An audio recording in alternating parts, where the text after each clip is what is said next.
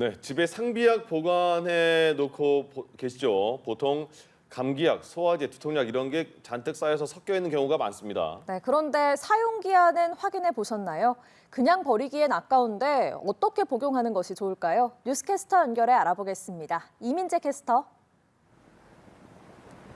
네, 출근길 인터뷰입니다. 오늘은 김은혜 대한약사회 홍보이사와 함께 이야기 나눠보겠습니다. 안녕하십니까? 네, 안녕하세요. 네, 가장 먼저 겉보기에는 괜찮은데 복용해도 괜찮을까 싶은 약들이 있습니다. 어떻게 해야 좋을까요? 네, 기본적으로 약들은 의약품 사용 기간이라는 게 있는데요.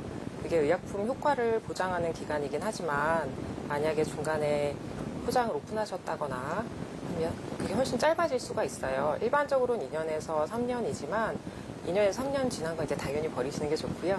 2년 아니라도 개봉을 만약에 뜯으셨다면 한 6개월 내로만 복용하시라고 저희는 말씀을 드리고 있습니다. 네, 사용기간이 넘으면 아예 버려야 하는 걸까요?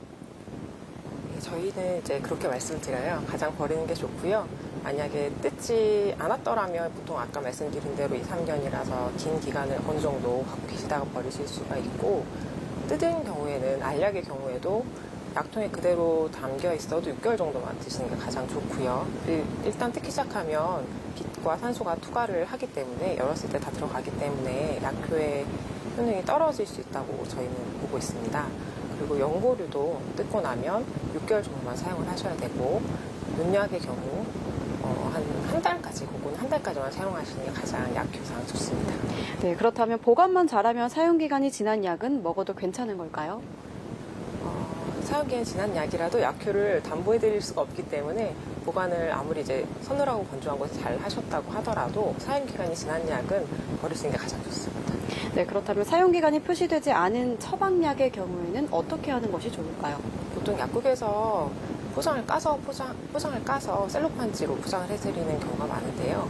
1차 포장이 돼서 오는 타입을 보면 알루미늄 타입이 가장 많습니다. 그래서 알루미늄은 산소와 빛을 완전히 차단할 수 있기 때문에 사용 기간 동안에 그 약이 산소와 빛을 보지 않게 도와주는 역할을 하는데요.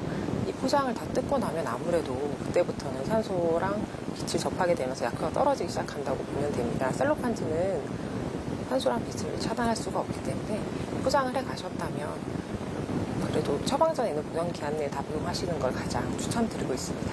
네, 마지막으로 보통의 약들을 어디에다 보관하면 좋을지 한 말씀 해주시죠. 일반적으로 처방약은 덜어가신 통에 혹은 원래 뜯지 않는 통에 보관하시는 게 가장 좋고요.